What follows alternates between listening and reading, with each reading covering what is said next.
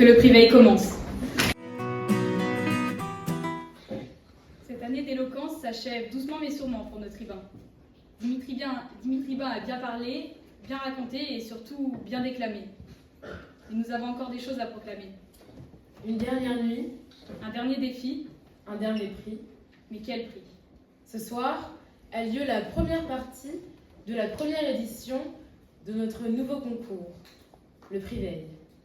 Il s'agit du concours de fin d'année des tribuns, celui qui déterminera le meilleur orateur ou la meilleure oratrice de Sciences Po Toulouse pour l'année 2024. Un prix qui porte le nom d'une femme au parcours aussi inspirant que remarquable. Tribunesse hors pair, montant à la tribune et convainquant avec souplesse tous ses compères. Chers orateurs, chères oratrices, les règles du jeu sont simples. Vous aurez entre 5 et 6 minutes pour nous montrer votre plus grand talent. Mais gare à vous, car le temps sera compté. Nos 18 orateurs, aussi rhéteurs que blagueurs, ont des heures durant préparé des discours avec ferveur, tentant d'être à la hauteur d'un concours portant un nom empli d'autant d'honneur. Mais seulement 6 d'entre eux seront sélectionnés. Un sujet leur a été imposé, à eux de nous montrer ce qu'ils pourront en faire. Humour, conviction et persuasion, tout est permis pour se frayer un chemin en finale. Enfin, tout dans le respect de la légalité. Nous tenons à vous rappeler qu'aucun propos discriminatoire, quel qu'il soit, ne sera toléré. Mais ne choisir que 6 orateurs parmi tous ces talents, c'est impossible. C'est une lourde tâche que seuls des experts seraient capables d'assurer. Raison pour laquelle nous avons fait appel à un jury d'exception, avec un devoir de raison pour décider du sort de ces sélections. Une avocate qui maîtrise l'art de la parole et a une forte capacité à argumenter. Ce soir, les orateurs ne passeront pas à la barre, mais elle devra pour autant juger. Maître Maud Zera.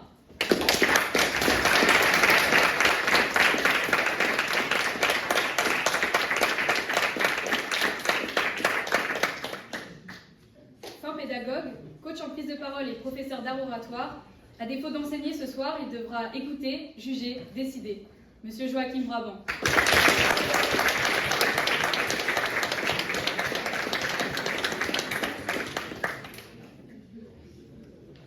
Consultante en communication, derrière nous à nous soutenir depuis longtemps maintenant, prête et déterminée à nous accompagner dans tous nos projets pour en sortir encore plus éloquents, Madame Sophie Nanin.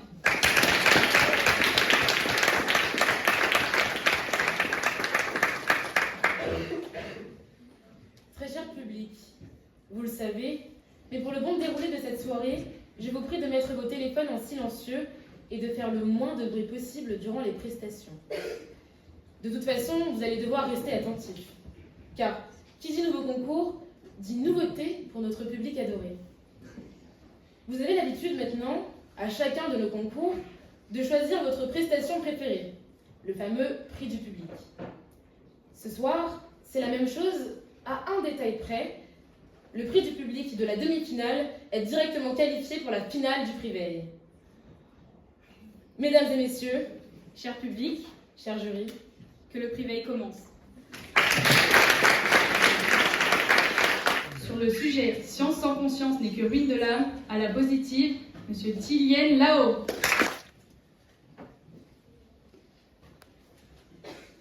Science sans conscience n'est que ruine de l'âme. Derrière cette citation Instagram se cache une vérité non négligeable. Celle qui nous rappelle que s'il avait eu la science des mots, celui qui écrit ce sujet aurait peut-être réfléchi 3 secondes de plus, avant de pondre cette expression fatigue qui, avant même que je ne vous la lise, me fatigue. Et là vous vous dites, quelle erreur fatidique, quel bourbier cet orateur qui nous vend ses critiques au rabais sans se rendre compte que celui qu'il critique ici, c'est Rabelais. Car ce serait une erreur gargantuesque que de monter sur mes grands chevaux et de dénigrer ce géant de la littérature française qu'est Rabelais. Ce que je souhaite vous partager ce soir, cher public, cher jury, chers contradicteurs, c'est qu'à la manière de Job Bridé et de Gargantua, science et conscience sont et doivent toujours être liées.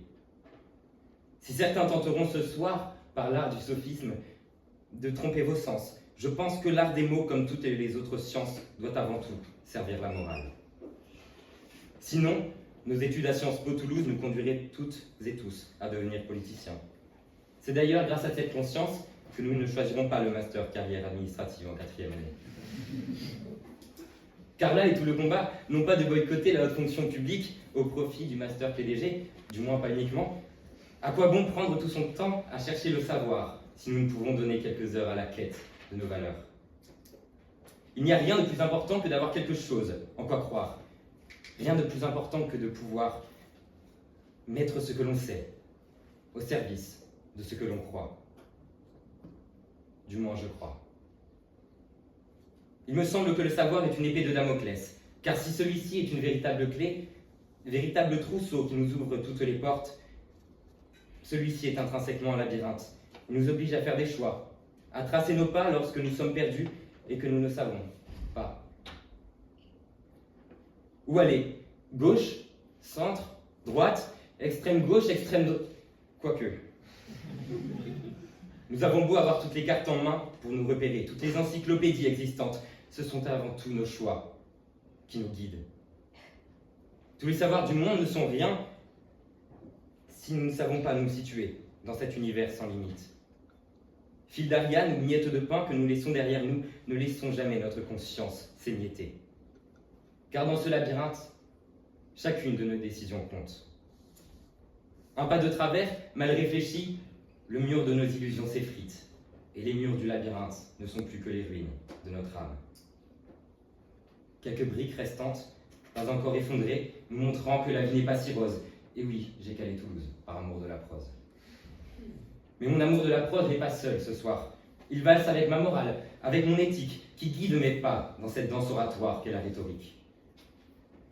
Cette éthique qui m'obligera toujours dans ce ballet à critiquer Emmanuel Valls avec conscience et à militer contre la suppression du master en jeu du genre. Enfin, que dis-je? Je me répète, vous allez finir par me penser endoctriné. Que puis-je dire à la place? Ah oui, achetez les paniers Gaïa. Car c'est parfois beau de garder sa conscience, de reposer son sandwich club du distributeur et de rentrer chez soi, se faire quelques topinambours sautés. Vous pourriez être Paul Bocuse, être à la soupe aux truffes noires, ce qu'est Madame Burgot à Bismarck. Servez sans conscience une entrecôte à un vegan et votre science est compromise. Mais comme promis, par ma présence ici ce soir, je vais tenter de vous livrer un peu de la mienne, de science, avant que vous ne me cuisiniez. De même que l'on sert de longues plaidoiries au prix veille, entrée, discours plat, qui vous dessert, mon conseil est tel: servez des légumes au curry aux véganes. Aucun rapport avec mon sujet, me direz-vous? Effectivement, j'en ai conscience. Mais pour me sortir de cet embarras, et oui, je mets les pieds dans le plat, pour vous montrer que je ne suis pas qu'un bouffon qui ne pense qu'à bouffer, je souhaiterais vous montrer que si la science à elle seule ne suffit pas, un excès de conscience en sa confiance n'est peut-être pas plus habile. Je pourrais ainsi continuer sur cette lancée, vous exposer des jeux de mots plus ou moins bien cuisinés, prendre la température de la salle. Tout en étant convaincu d'être un bon orateur, ma conscience ne serait qu'illusion. Ma médiocrité serait mise à nu et je serais cuit, grillé, dans la sauce. Ainsi, comme dans l'humour et comme toujours, l'excès n'est pas bon. Mangez un peu de science et de conscience tous les jours, nourrissez-vous du savoir, mais ne perdez pas de vue vos valeurs.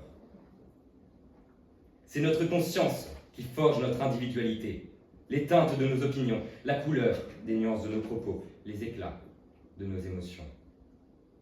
Et si l'essence de notre conscience est de partager notre science, n'oublions jamais d'écouter. Car si l'on a souvent conscience de l'avoir, notre naïveté trompe nos sciences. Nous parlons trop et ne sommes plus que des cons, sans science. Merci.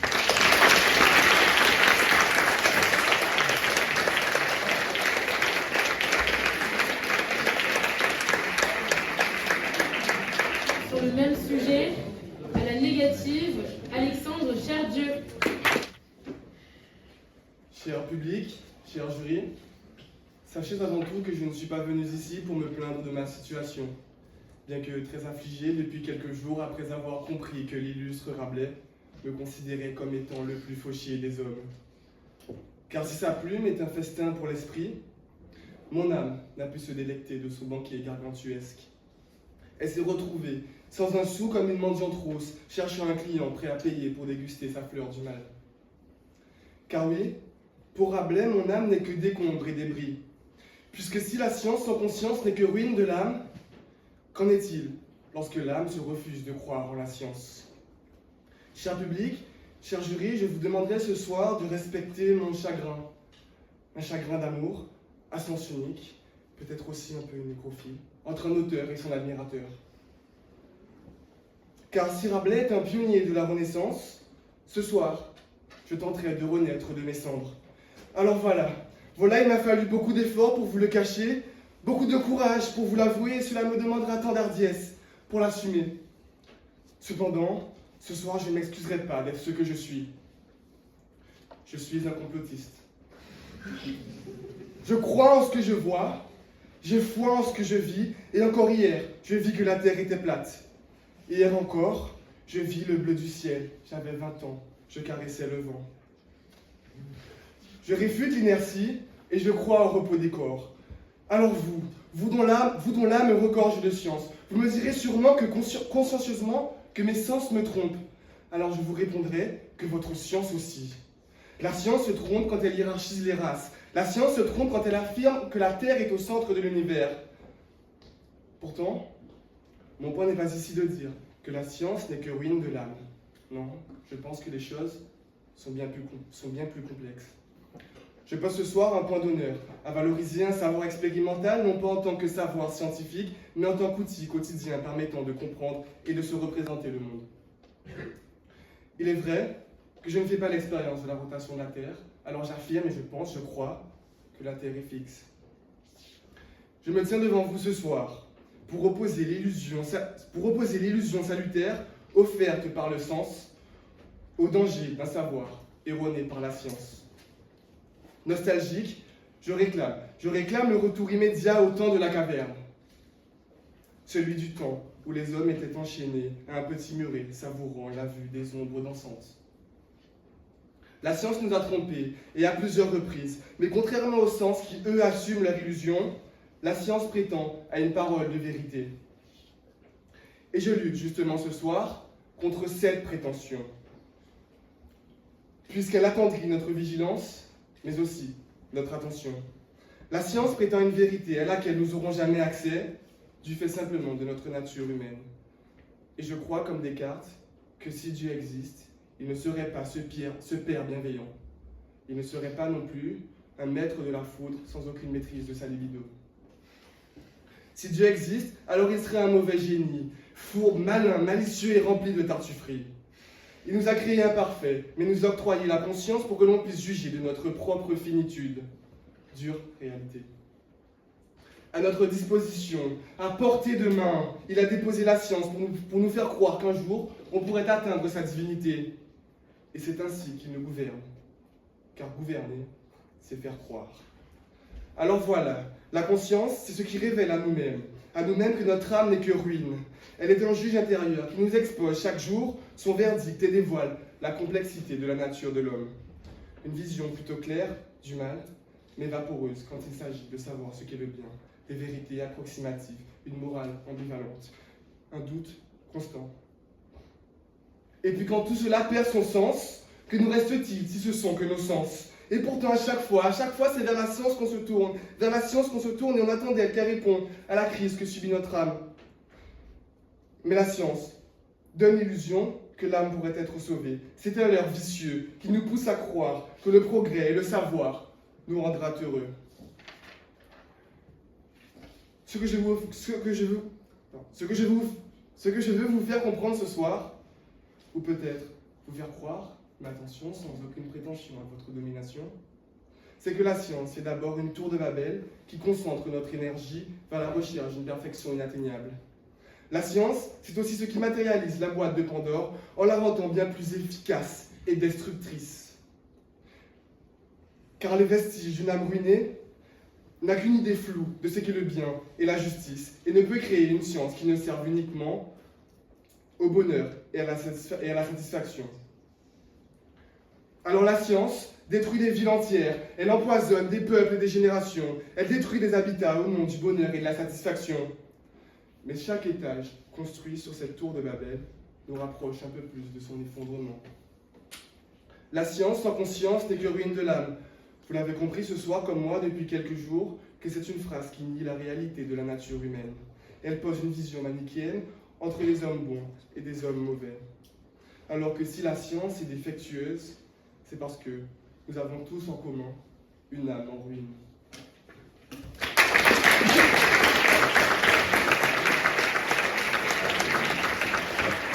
Le sujet, chacun rate sa vie à sa manière, selon ses moyens et ses convictions, à la positive, Raphaël Vignals. Vous tous, êtes en train de rater vos vies. Introduction brusque pour un sujet abrupt. Ce n'est pas de mon invention.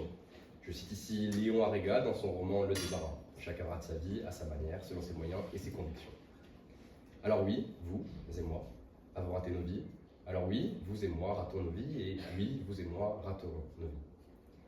J'ai, pour ma part, bel et bien raté ma vie. Le Raphaël des années 2010-2011 se voyait, une fois plus grand, paléontologue, parcourant le globe à la recherche de fossiles de dinosaures. Le Raphaël de 18 ans, aujourd'hui, n'est aucunement à la recherche d'ossements, mais surtout, il ne voyage pas. Un rêve plus réaliste m'a poussé à embrasser le rêve de journaliste. Des moyens limités m'ont forcé à peu voyager. Mon plus grand trajet sur les 3 derniers mois écoulés ne couvre pas plus de 110 km, et mon esprit est peu à peu moins enclin à la découverte. Mais vous aussi, vous, dans cet amphi, vous souvenez-vous de ce que vous souhaitiez être, petit? Peut-être certains ont rêvé d'une carrière dans le sport, ce qui, au fil du temps, semble toujours s'éloigner. Certains rêvaient d'être médecin, chanteur, acteur, riche, beau, grand, que sais-je. Où sont-ils, ces rêves lointains? Que penserait l'enfant que vous étiez de cette vie que vous menez? Qu'avez-vous fait de ces rêves qui, paraît-il, ne sont pas les vôtres, mais l'ont pourtant bien été? En effet, on change. Vos rêves n'ont jamais été ceux de demain et ne seront jamais plus ceux d'hier. Et d'un battement de cils, vos vies sont ratées.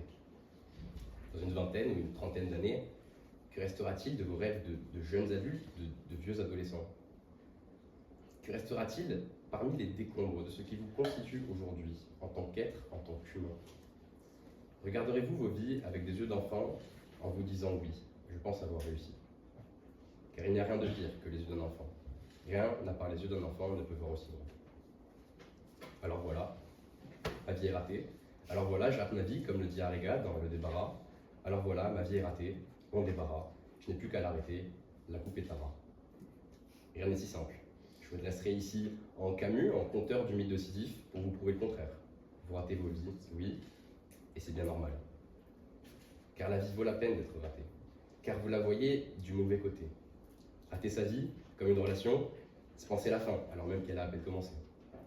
Rater sa vie, c'est un peu comme un gâteau. Si vous enfournez le plat avant même d'avoir fait la pâte, je ne vous promets guère de grands résultats. Mais trêve de gastronomie, car nous touchons là le cœur même du sujet. La peur de la fin. Peur de cette fin inévitable qui, à un moment, vous touchera tous, nous touchera tous.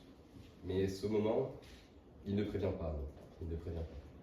Si bien qu'en sortant de cette salle, je pourrais ne plus jamais me relever, si bien que demain matin, je pourrais ne plus jamais me réveiller. Alors on a peur. Dans cette peur lassante, rien ne vous sied plus que l'attente. Dans ce frisson gris, rien n'est plus raté que nos vies. On a beau changer, se réorienter, se repenser, au fond, on n'agit vraiment jamais.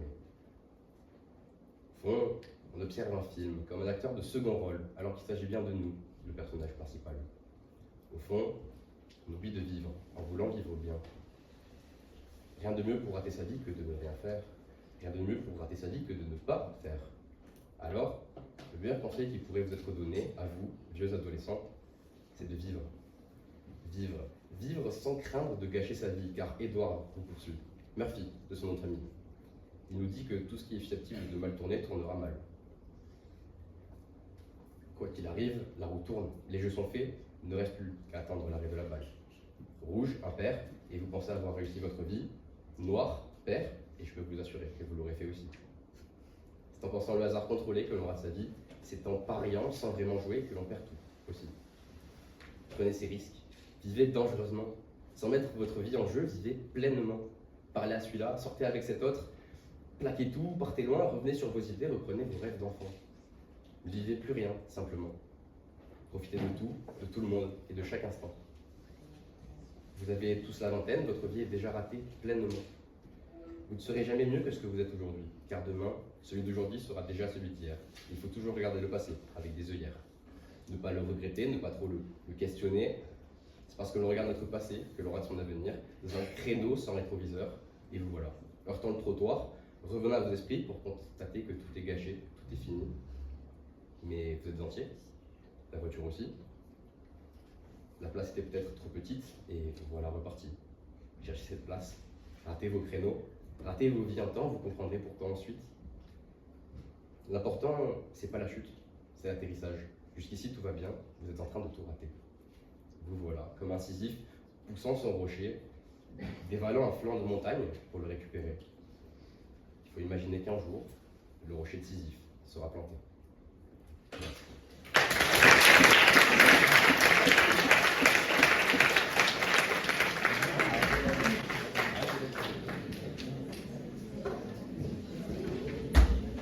À la négative, sur le même sujet, j'appelle Florent Brunet. Le fonctionnaire a tout. Il a l'argent, la reconnaissance sociale, il a fait des études, il est propriétaire, il s'est marié et a de beaux enfants. Le zadiste, lui, n'a rien. Pas de nourriture, pas de douche, pas de toit, pas de voiture. Il ne prend pas le métro, il n'a pas de boulot. Mesdames et messieurs, face à ce constat devant vous ce soir, j'accuse la réussite. Et oui, depuis la nuit des temps, celle-ci décide arbitrairement qui, du fonctionnaire ou du zadiste, a lamentablement échoué. Rien de mieux alors qu'une foule de plaignants, chers jurys, devant vous aujourd'hui, des dizaines d'étudiants ratés. Ils sont inadaptés à la vie familiale, inqualifiés pour une vie professionnelle, mais surtout désabusés par leur avenir idéalisé. Pour eux, pour moi, si peu de conviction et tellement d'inaction. Pourtant, je l'avoue, parfois entre deux cours d'économie néolibérale, j'envie le fonctionnaire et j'admire le zadiste. Paradoxal. Souvent, c'est vrai, lorsque je sors d'une journée de cours sans avoir vu le soleil, il m'arrive de questionner les rouages d'une machine bien huilée, celle d'une vie toute tracée. En marchant vers Saint-Pierre, je croise ce sans-abri, toujours le même. Il ne possède rien, mais paraît tellement libre et serein. Nos regards se croisent, il sourit. En un instant, tout est chamboulé, et j'établis cette vérité. Mesdames et messieurs, les jurys, chers assemblés, ceux qui ont réussi leur vie, c'est ceux qui ont choisi de lui donner un sens. Dès lors, à l'évidence, l'argent et le prestige ne sont que des appâts. On nous enferme, on nous cloisonne, et à nos oreilles toujours résonne « Sois malheureux, mais surtout, consomme ». Quand on comprend, on veut s'enfuir. Parfois, il est trop tard. On doit travailler d'arrache-pied pour payer le crédit d'une voiture, puis pour la réparer, puis pour la changer, puis vient la dette, le Xanax, l'alcool, la cigarette, le remords et enfin la mort. Alors, il faut saisir sa chance, trouver un sens et briser les convenances. Pour moi, plus d'illusions, seulement de la colère. Colère d'une vie qui nous échappe, colère contre un système qui nous écrase, colère enfin contre la peur d'être un raté. Comme moi, chère assemblée, on vous a condamné. Et constatez-le, la sentence est collective. Pour eux, nous sommes des égoïstes, dépressifs et insolents qui ne méritons qu'une bonne catastrophe, histoire de s'endurcir comme au bon vieux temps. Pourtant, croyez-le bien, notre misère n'est pas d'être feignant, impatient ou même incompétent.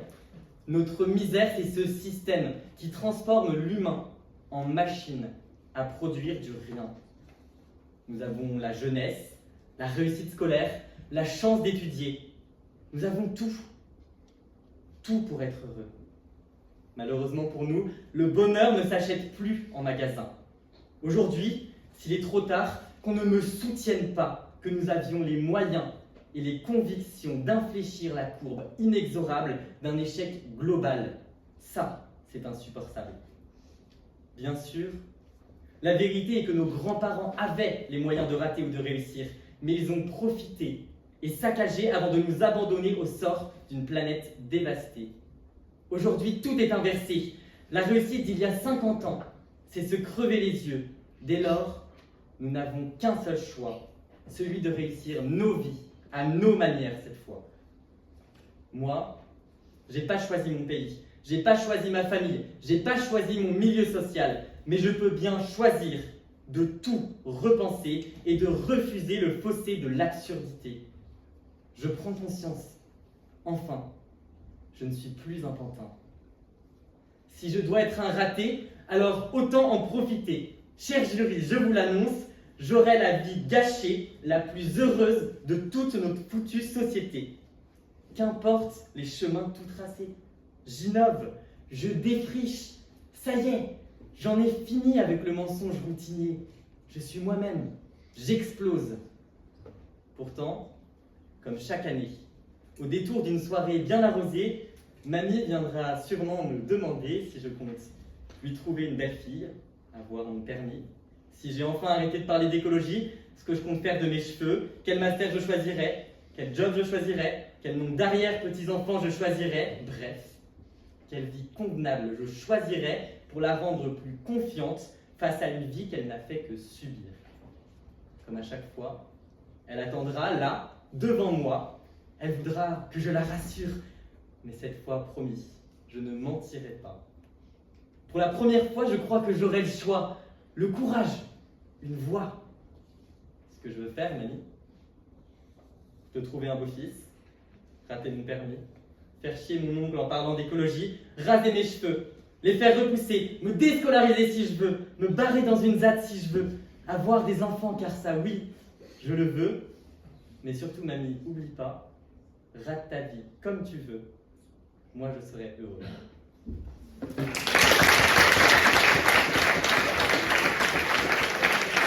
Sur le sujet « L'espoir est un bon déjeuner mais un mauvais dîner », à la positive, Paul Pasquito.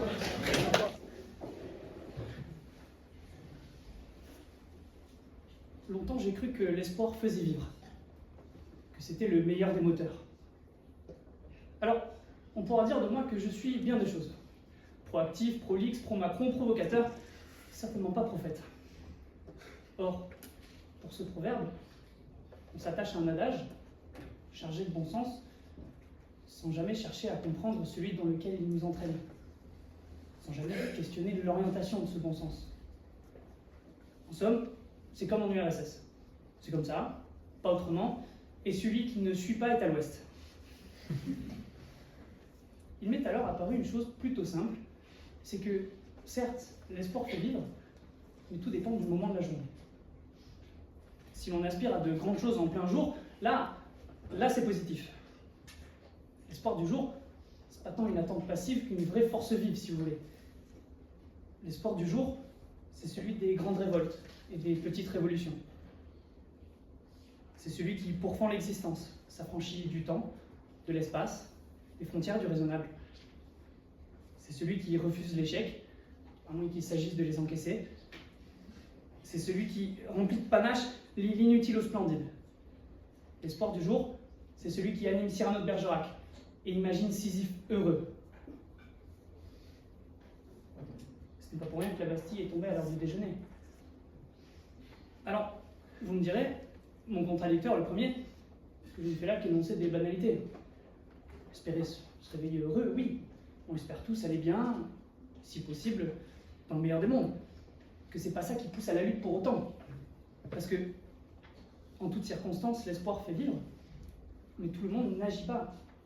Certains ne franchissent jamais le pas. Je vous répondrai que votre raisonnement est sur de bons rails, mais qu'il n'est pas tout à fait vrai. D'abord, parce que ce n'est pas parce que les buts recherchés n'ont pas été atteints qu'il n'y a pas eu d'essai. Vous connaissez l'expression consacrée, l'enfer est pavé de bonnes intentions. Ensuite, précisément parce que l'inertie n'exclut pas l'espérance. Regardez les déçus de notre système politique.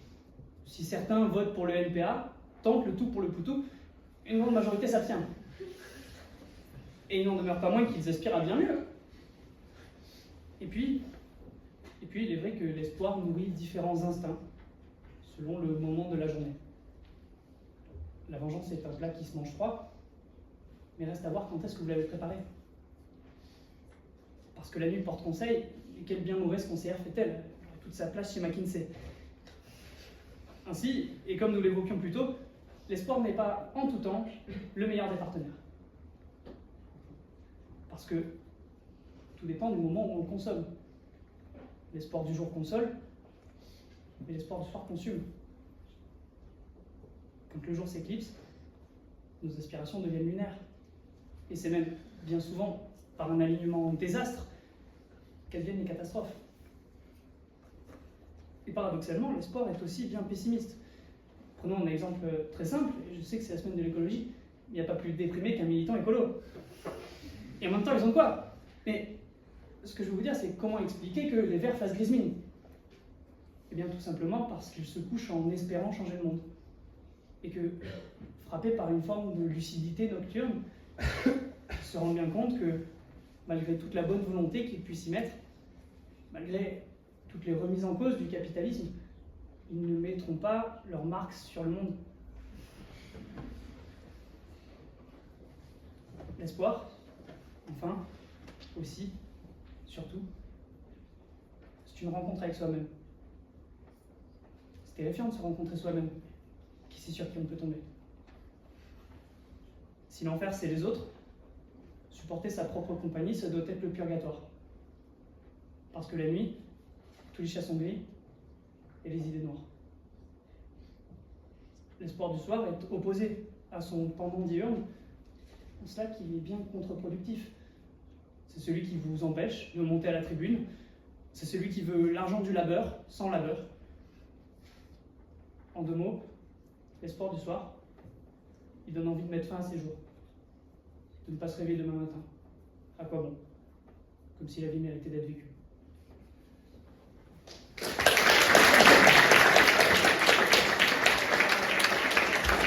Maintenant, sur le même sujet, à la négative, Sacha Navarro.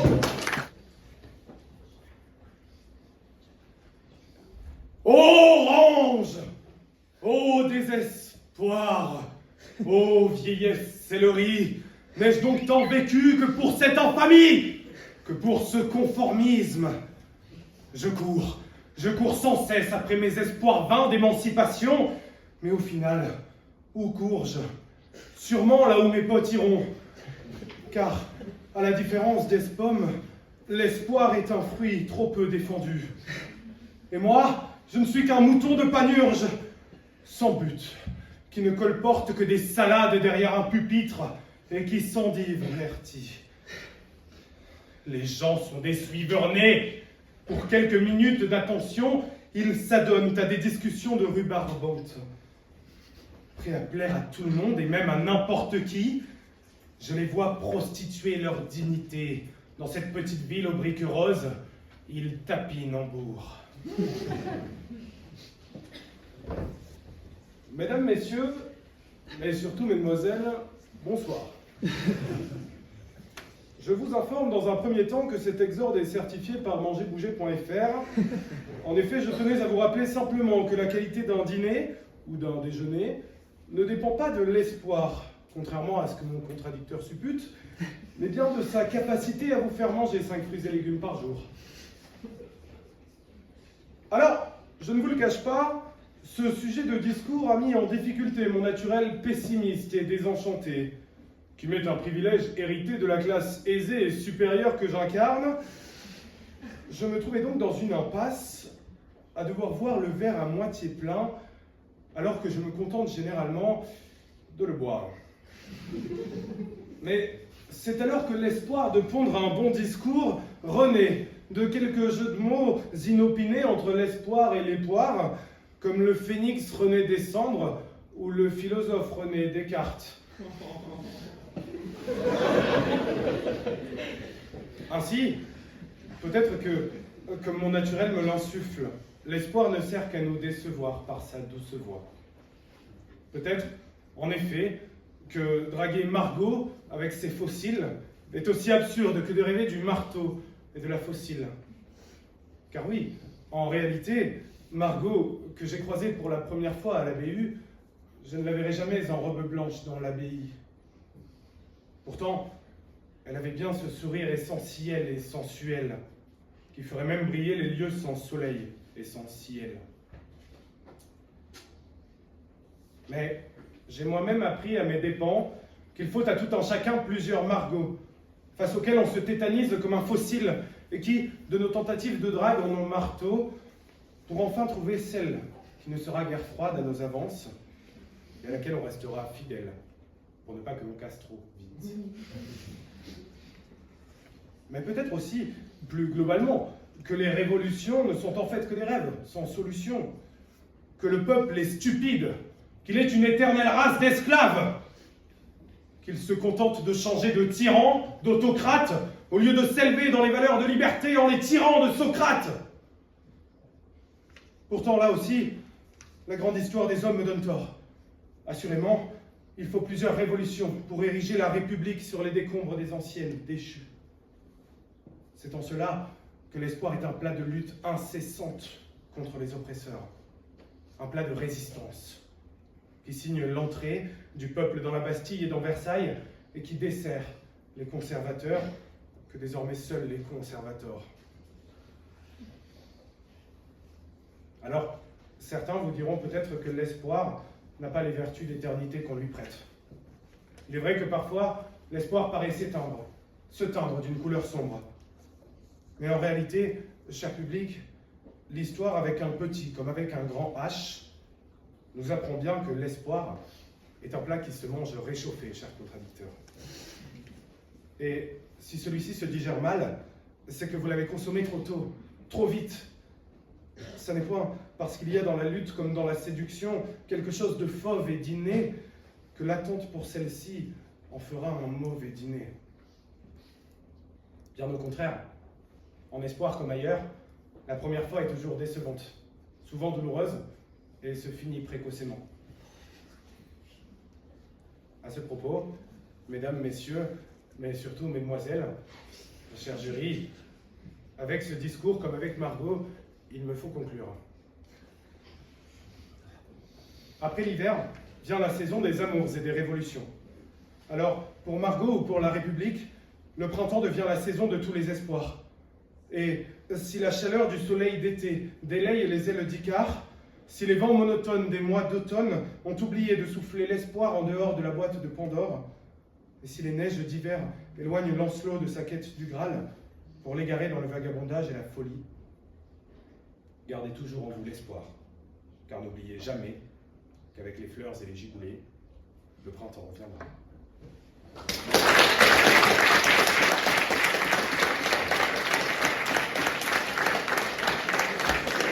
Le sujet rêver, c'est informer l'avenir, à la positive, Dorine Dupont. Ce soir, avec ce discours, je pourrais vouloir vous faire rêver. Voir vos yeux écarquillés, vos souffles en suspens, vos sens en éveil. Oui, ça, c'est le rêve qui pourrait m'animer et guider ma plume à ce moment où je vous écris. Je pourrais rêver d'être originale, surprenante, habile à vos yeux. Mais ça, ce ne serait que dans mes rêves, me direz-vous. Alors, à quoi bon rêver ? Eh bien, oui, je ne peux pas prévoir l'avenir, et mes rêves non plus d'ailleurs. Prévoir, non, mais informer, oui. Mes rêves donnent forme à mon avenir et influencent celui-ci. Ils le sculptent, le modifient et contribuent à sa définition sans que celle-ci soit unique et stricte. Rêver, c'est imaginer, voyager, se perdre dans ses pensées, parfois réalistes, objectifs, concrets, tantôt étranges, étonnants, fous, ahurissants. 10 ans.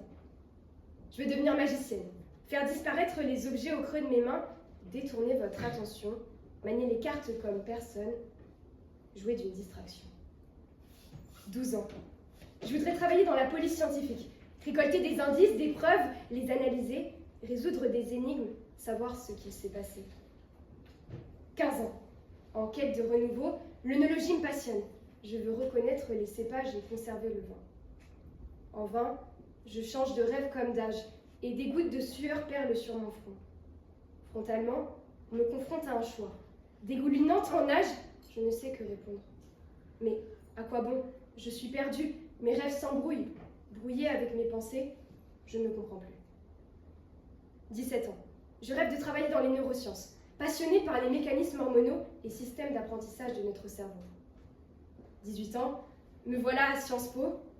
Pourvue de surprise et d'étonnement, je cherche encore ma voie, comme beaucoup aussi, ici je crois. Petite fille rêveuse, j'ai grogné dans ma course des rimes. Passant de rime en rime, chevauchant mes rêves un à un, je me retrouve au beau milieu de ce champ broussailleux, mon destin. Stop! Alors, oui, j'ai changé de rêve plus d'une fois, mais ce n'est pas le dernier qui m'a fait me tenir ici devant vous. C'est la somme de tous ces rêves, réunis un à un, qui ont fait évoluer le contour de ce dessin. Le dessin de ma vie, celui de mes envies changeantes, celles qui orientent mes actions, celles qui illustrent mes rêves et ont une fonction. Variable, intégrale, exponentielle, changeant, mes espoirs sont dépaysés. Pays, sans avenir certain, le monde de mes attentes tisse mon chemin. Si je n'avais pas rêvé d'être magicienne, je n'aurais pas exploré les illusions et les énigmes, ce qui ne m'aurait pas inspiré à vouloir devenir policière scientifique. Examiner les molécules dans les laboratoires pour déchiffrer les criminels m'a ensuite poussé à vouloir découvrir qu'est-ce qu'il se passait dans leur tête. Vous, madame, n'avez-vous jamais changé de rêve? Bien sûr. Ils sont tous ce qu'il y a de plus incertain, surprenant, angoissant, galvanisant, excitant. On vous dira qu'ils sont fragiles, éphémères, comme des bulles de savon se dégradant dans le vent. Cependant, chaque ambition est une graine plantée dans le jardin de notre esprit, jouissant de fleurir, d'évoluer, de mûrir au gré du temps. Les rêves antérieurs ne sont pas faux, erronés ou encore absurdes. Chaque rêve prend forme grâce au précédent.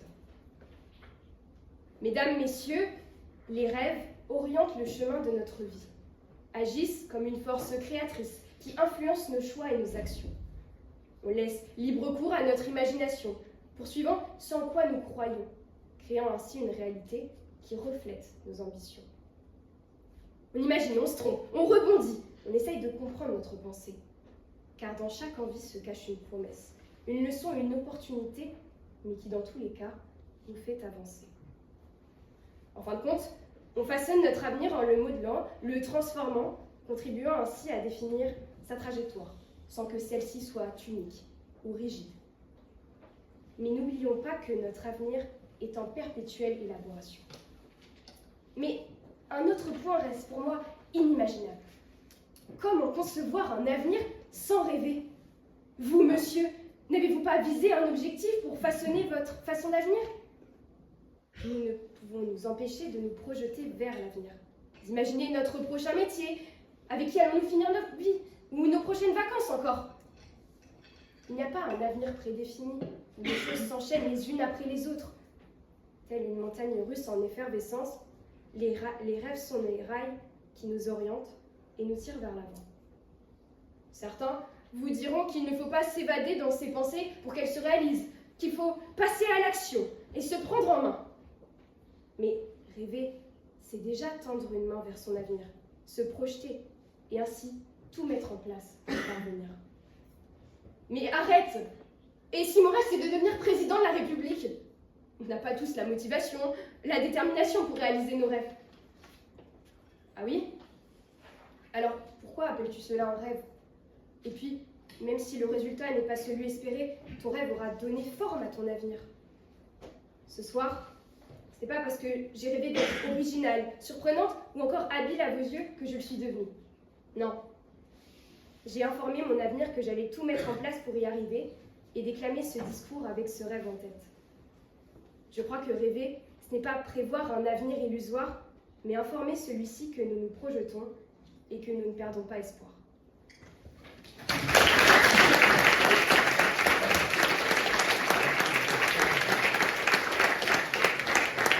Négative sur le même sujet, Florian Marion. Je rêvais d'être astronaute, alors je passais mon temps dans la lune.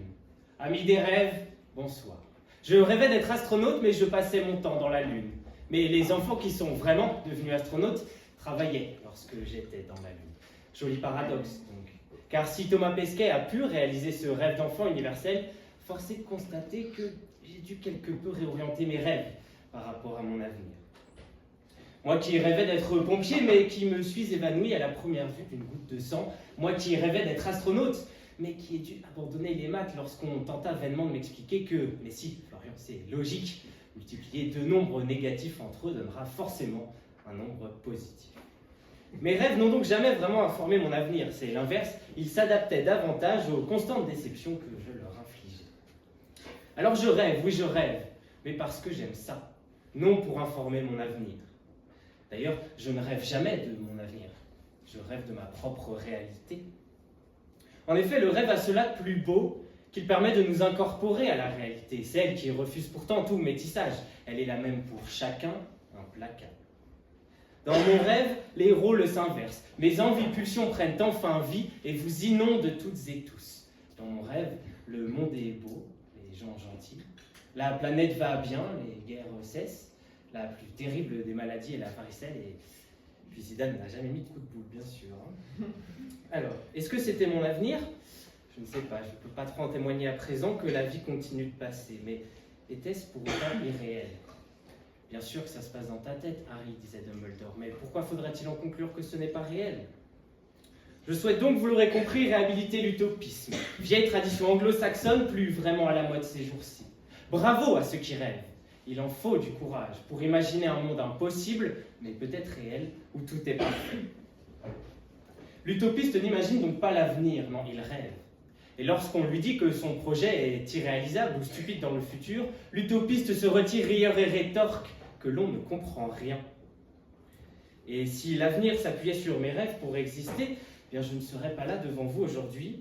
Je serais sur un kayak en plein fjord norvégien, en vacances avec mon meilleur ami Jonathan Cohen. Mais ma retraite cumulerait les carrières d'astronaute, de pompier, de chevalier sans peur et sans reproche, de chevalier Jedi cette fois, espion, écrivain, marathonien et bien sûr plus récemment celle de Spider-Man.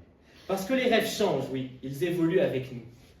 Pire encore, je suis persuadé que si j'étais Peter Parker, eh bien je rêverais d'être moi, Florian Marion, d'avoir une vie bien tranquille et de pouvoir déblatérer mes bêtises devant vous aujourd'hui. Parce que l'on rêve de ce qu'on n'a pas encore et que chacun se bat pour ce qui lui manque. Jamais content, quoi. Jamais content, mais essayons tout de même d'être heureux dans nos rêves pour éclairer nos vies heureuses. L'essence du rêve, c'est le pas de côté, non le pas en avant. Nos rêves ne doivent avoir ni de but ni d'objectif et encore moins de sens. L'essence du rêve, c'est d'être profondément inutile. Plus que d'informer l'avenir, donc, le rêve le retarde le plus possible. C'est une parenthèse hors du temps, allonger le présent, raccourcir le passé, évincer le futur. Quel joli programme. Dire que le rêve informe l'avenir, c'est aussi tenter de le contrôler. C'est dire à l'avenir, attends, j'arrive, regarde mes rêves comme ils sont beaux, je n'ai plus besoin d'agir, tu leur ressembleras bientôt. Mais c'est aussi lui souffler un peu plus honteusement cette fois si l'on n'a pas agi suffisamment. Regarde à quoi tu aurais pu ressembler. Alors laissons le rêve hors du domaine de l'action. Les rêves aboutissent parce que les gens agissent ou ont de la chance. N'espérons rien de nos rêves, car tout le malheur de l'homme vient bien de l'espérance. Et lorsque l'avenir viendra toquer à votre porte, faites attention, il arrive toujours en avance. Ne rêvez plus, agissez, révoltez-vous. Alors réveillez-vous, l'avenir est déjà devant vous, que vous le rêviez ou non. Levez-vous, levons-nous, rêvons, agissez. Et puisque vos rêves ne détermineront jamais votre avenir, puisque votre avenir n'aura d'ailleurs réellement de sens qu'au moment où il sera en train de se passer, puisque l'optimiste et le pessimiste partent en fait du même point de vue, que le monde va mal, mais que l'optimiste, loin d'être idiot, j'en sais quelque chose, a toujours le rêve comme magnifique exutoire. Et puisque le rêve est la roue libre de l'esprit, laissons-la tourner cette roue, laissons-la tourner d'absurdité, de poésie, d'orange aussi bleu que la terre. Tournez, tournez encore plus vite. Regarde, elle s'essouffle. Ferme les yeux vite et oublie le monde pour inventer le tien. Toutes les grandes personnes ont d'abord été des enfants, mais peu d'entre elles s'en souviennent. Saint-Exupéry avait bien compris que les enfants ne rêvent pas d'avenir, non, ils rêvent d'insouciance, d'amour et de jeu. Ils ont tant à nous apprendre, les rêves d'enfants. Ils ont tant compris à la vie. Alors jouons, aimons, soyons insouciants, inconstants, inconsistants même. Inutiles, ridicules, pas drôles, honnêtes. Il paraît même que la vérité sort de leur bouche. Affranchissons-nous des conséquences de l'avenir enfin, pour qu'ils ne nous traquent plus, surtout dans nos doux rêves. Je vous remercie. Sur le sujet vouloir tard, c'est ne pas vouloir, Hugues Léry. M'avez-vous déjà croisé en amphithéâtre? Dans une asso ou à la BU, souvent absent en cours de TD, d'expression orale aux réunions. Absent même des groupes Messenger qui pullulent dans mon téléphone. Cette pauvre application qui, depuis le début de l'année, arbore une petite pastille rouge avec un numéro qui peut varier, me rappelant que je devrais peut-être penser à m'impliquer dans les assos où je m'étais inscrit, me rappelant que je devrais peut-être regarder ce qu'il se passe dans ma promo, et occasionnellement commencer à échanger avec les gens de cette promo. Si par miracle, vous m'avez déjà vu, c'est récemment, très récemment, depuis une courte semaine, que j'ai décidé subitement de m'impliquer dans la grande machine de notre belle école. Rempli de résolutions, j'allais entamer ma petite révolution. Je suis allé en cours et à tous les cours. Je suis allé en amphi et à tous les amphis, sauf en droit de l'UE, faut pas abuser.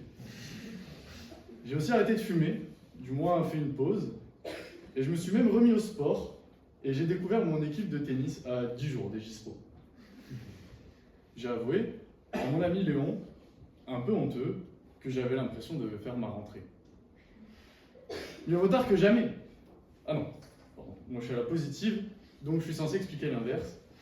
Je savais pas ce que c'était, positive et négative, c'est Clément qui me l'a expliqué la semaine dernière. D'ailleurs, je suis censé savoir, je m'étais engagé chez les tribuns en début d'année, puis comme dans d'autres assos, j'ai vite déserté. J'ai quitté les tranchées étudiantes pour me plonger dans le brouillard de l'arrière, de l'intérieur. À l'intérieur de ma cuisine, de mon appartement, à l'intérieur de mon lit, dans lequel, en 7 mois, j'aurais pu pourrir. Vouloir tard, c'est ne pas vouloir. Et est-ce que vouloir m'impliquer seulement récemment, comme chez les tribuns actuellement, revenir comme une fleur en ce début de printemps, c'est ne jamais avoir voulu m'impliquer? Évidemment, je rêve d'une vie sans travail, sans contrainte, sans délai, sans obligation. Je suis un flemmard, un paresseux, un partisan du moindre effort, un branleur, pour citer mon père. Malgré tout, j'ai essayé de vouloir développer cette rigueur, cette discipline, cette motivation. En témoigne mon trophée du plus gros touriste de ma prépa de l'année dernière. Alors oui, je ne veux pas travailler, bien que j'essaye de le faire dernièrement, et j'aimerais d'ailleurs ne jamais travailler.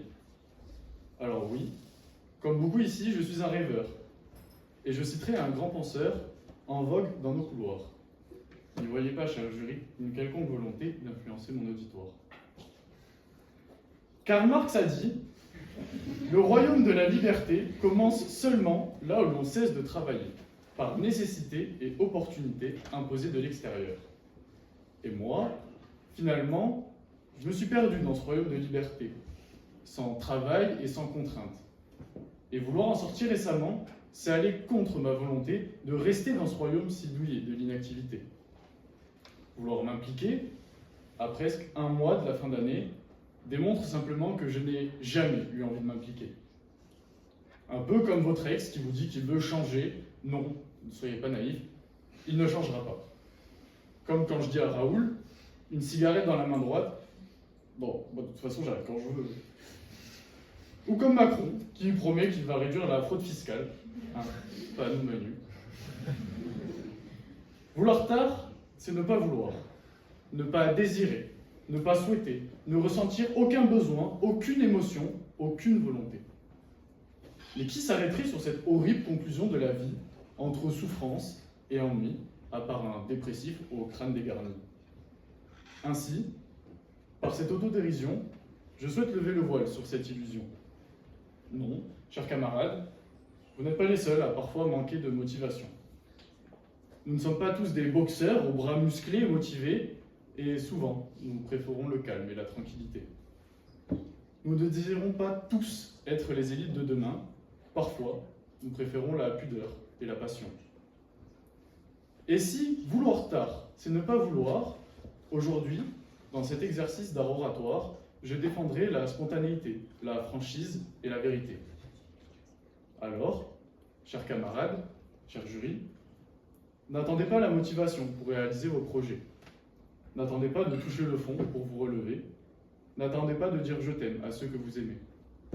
Vous pouvez rire, aimer, pleurer. Vous pouvez le dire, le montrer, le cacher. Faites ce que vous voulez. Mais écoutez-vous. Écoutez vos désirs, vos craintes et vos peurs. Écoutez votre volonté. Cette créature, entre mythe et réalité, entre contrainte et liberté, elle qui vous effraie, qui pulse dans vos veines, elle qui vous brûle le cœur, elle qui m'a fait parler aujourd'hui, elle qui me tient éveillé dans le noir. Peu importe si vous l'avez déjà trouvée, écoutez-la aujourd'hui, avant de vous rendre compte qu'il ne sera trop tard.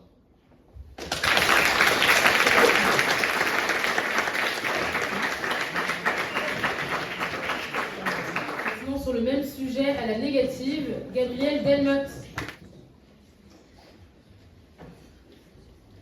C'est la joue sur le tapis que j'aperçois les chaussettes de l'arbitre, là-haut.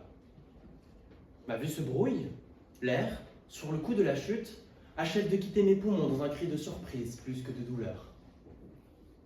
Et ce goût de fer envahit ma bouche, ce goût d'un effort violent, ce goût qui, trop souvent, est synonyme de défaite. Hippon saurait m'aller. L'arbitre a parlé, la sentence tombe, j'ai perdu. Je tente alors de me relever, mais étrangement le tatami semble se dérober sous mes pieds. J'essaye une deuxième fois, mais rien n'y fait. Ma volonté de me relever ne révèle qu'une simple velléité, et me raccrochant à ce simple souhait, je sombre. Le temps se suspend, le bruit ambiant se transforme en une douce mélodie, et je ne tarde pas à rejoindre Chopin dans une promenade nocturne. L'air y est frais, bien plus agréable que les relents étouffants d'un gymnase surchauffé. Le ciel est clair, on voit la lune, le moment est propice à la confidence. Alors, je vide mon sac. Je confie à Frédéric mes espoirs et mes aspirations, mes déboires et mes déceptions.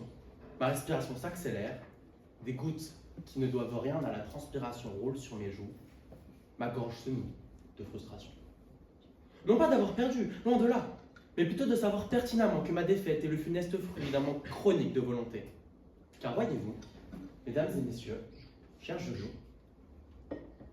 vouloir tard, ça me connaît. J'en maîtrise sa déclinaison. Sous toutes ses formes, toutes ses coutures, je me drape de procrastination.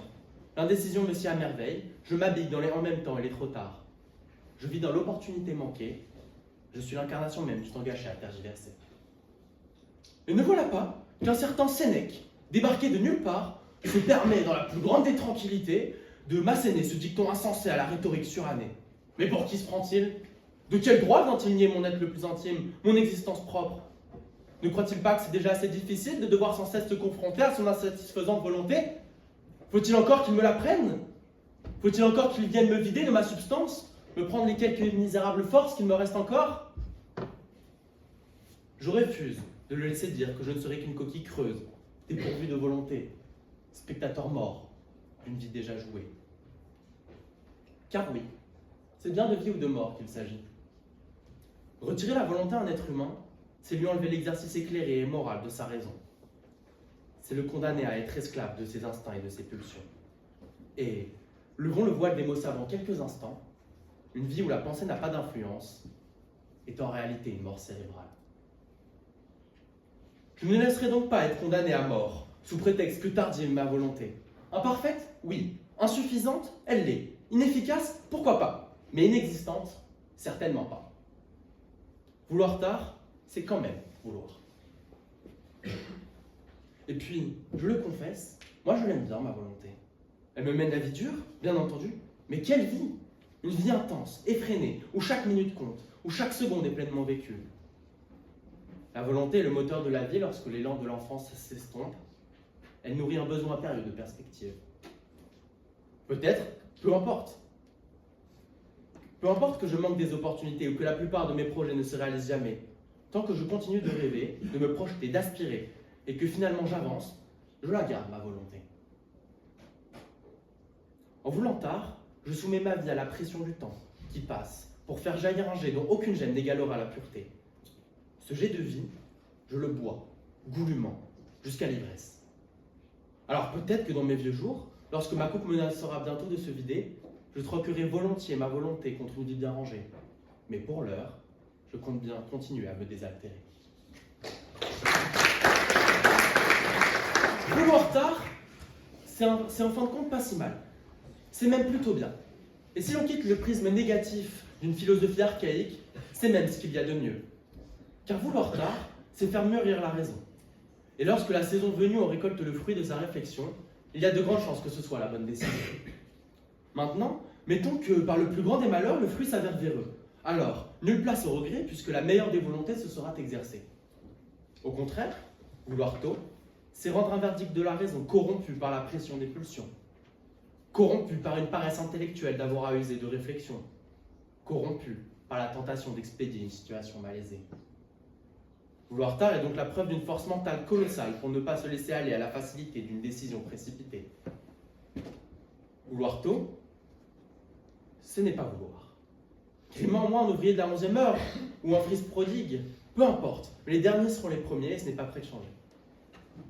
Secouriste, tapis 4. Le grésillement du micro me tire de ma torpeur. J'ouvre les yeux sur les néons de la maison du judo et les visages inquiets de l'arbitre et de mon adversaire. J'esquisse un sourire pour signifier que tout va bien, que tout cela n'était qu'un instant de faiblesse. Et je me relève enfin prêt à saluer. J'ai toujours perdu. Mais cette réflexion a changé le goût âpre de ma bouche en une saveur tranquille. Ma volonté tardive s'est transformée en détermination et je glisse au creux de l'oreille de mon adversaire. À l'année prochaine.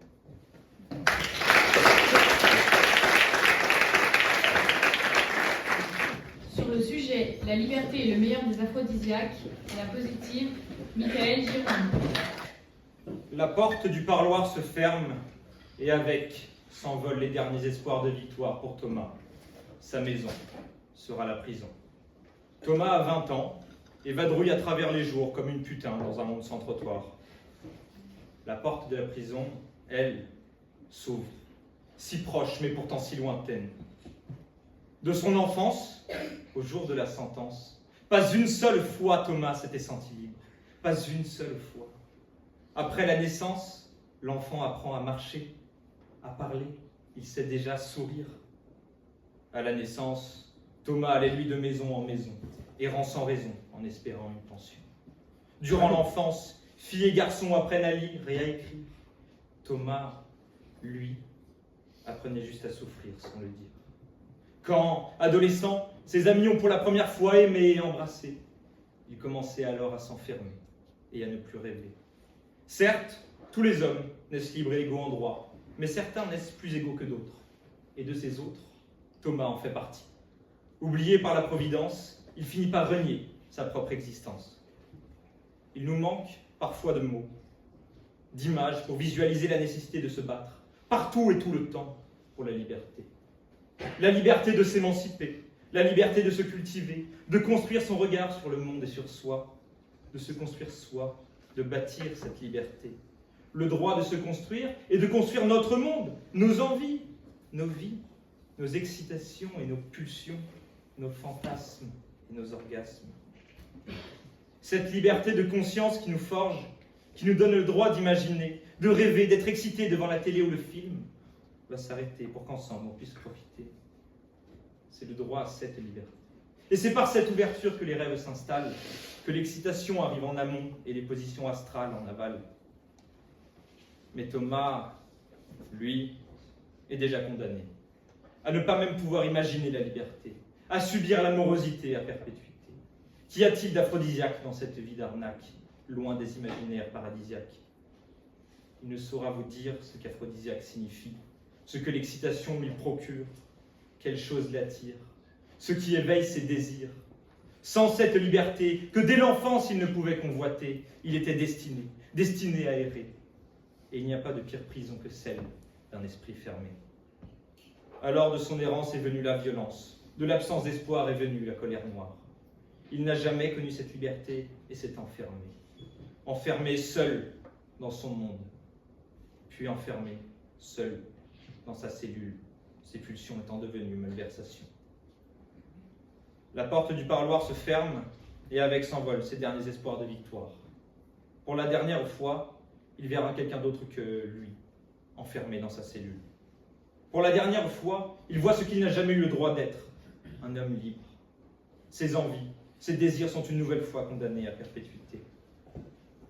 La liberté est le meilleur des aphrodisiaques, et l'absence de liberté en est le meilleur antidote. Et ce même jour, lorsque la porte du parloir se ferme, de l'autre côté, les grilles de la prison s'ouvrent, et une femme en sort. Cette jeune femme sort et comme chaque jour, elle est fière de s'être battue. Battue pour que ceux enfermés dans cette prison puissent au moins sortir de la leur. Battue pour qu'ils reconstruisent leur imagination et leurs pulsions. Elle est libre, libre de ses actions, de ses pulsions. Et pourtant, ce qui stimule son désir, c'est de voir les autres avec la liberté de jouir. De voir tous ceux qui n'ont pas connu la liberté de corps et de cœur jouir de plaisir. À l'idée d'atteindre enfin la liberté. Et une fois que cette liberté est installée, qu'elle a pénétré l'ensemble de la société en profondeur, alors l'éveil des passions et des pulsions fait fusion. La liberté est alors universelle, tout comme les moyens de stimuler et d'assouvir les désirs sexuels. Elle est la condition et la patronne des aphrodisiaques. C'est par cette liberté, difficilement acquise, qu'aujourd'hui, dans de nombreux pays, 2 hommes ou 2 femmes peuvent s'aimer librement et assouvir tous les désirs qu'il vous sera donné d'imaginer. C'est par cette liberté que l'éloquence peut être aphrodisiaque, car, comme d'illustres tribuns avaient tendance à le dire, plaider ses bandés et convaincre ses jouirs. C'est par cette liberté, une fois gagnée, que tous les aphrodisiaques sont permis, car comme le disait de Musset, qu'importe le flacon, pourvu qu'on ait l'ivresse.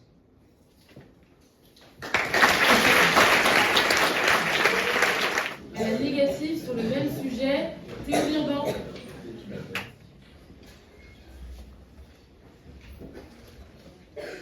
Vous avez bien raison, allez-vous-en. Quittez ces lieux. Et vous autres, que faites-vous encore ici, âmes damnées, masochistes, insoupçonnés, contraints de rester enfermés dans cet amphithéâtre, avec des règles qui viennent vous contraindre, alors que vous pourriez librement passer un mercredi en terrasse, face au babillage de vos amis, plutôt que de venir voir de médiocres orateurs dans cet amphi. La liberté est le meilleur des aphrodisiaques. Quel esprit torturé par de longues heures de droit administratif n'a jamais pensé fort cette maxime délicieuse? Sentir la caresse du soleil au dehors plutôt que les coups de ces contrats administratifs retors, et s'adonner, chers contradicteurs, à vos plaisirs lubriques plutôt qu'aux lois du service public. Je ne peux que comprendre votre réflexion.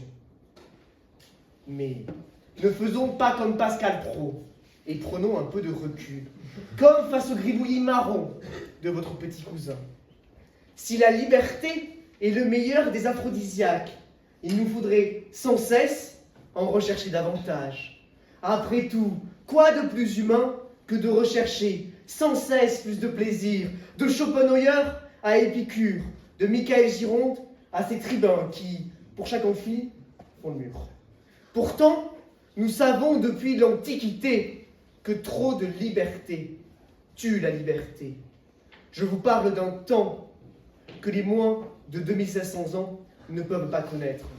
Michel Drucker, en ce temps-là, voyait Socrate rappeler à Calliclès que la licence, c'est la souffrance des honnêtes gens pour le plaisir des puissants et le plaisir des professeurs pour la souffrance des étudiants.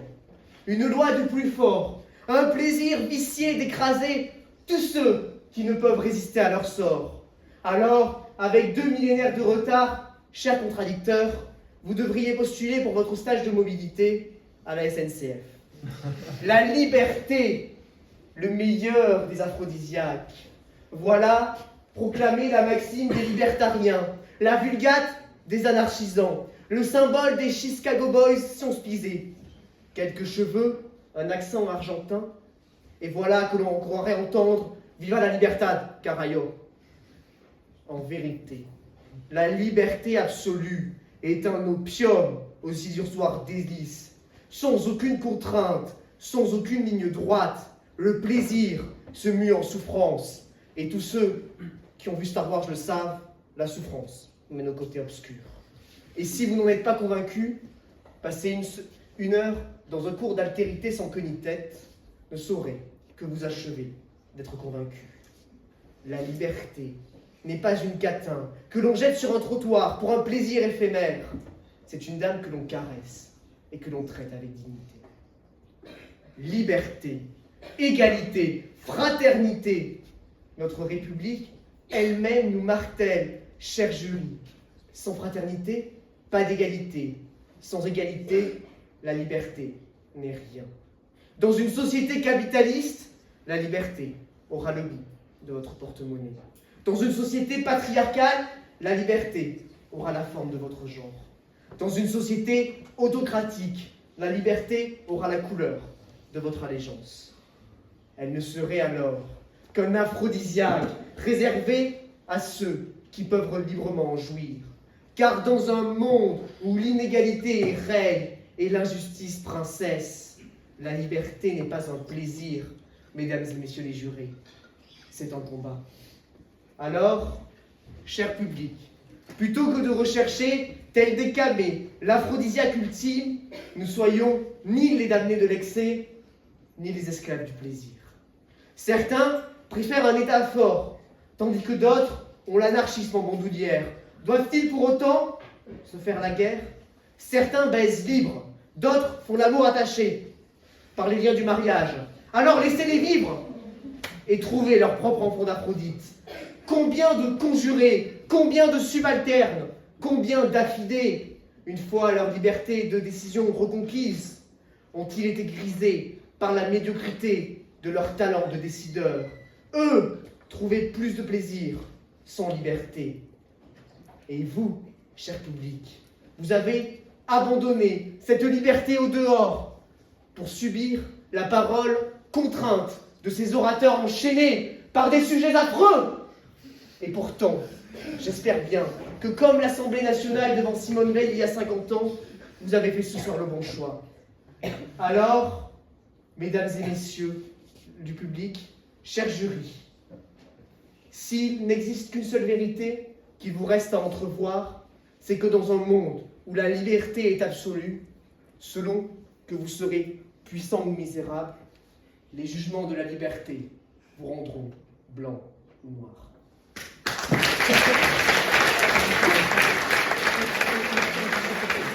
Sur le sujet mal nommer les choses, c'est ajouter au malheur du monde, à la positive, Sophie Émier.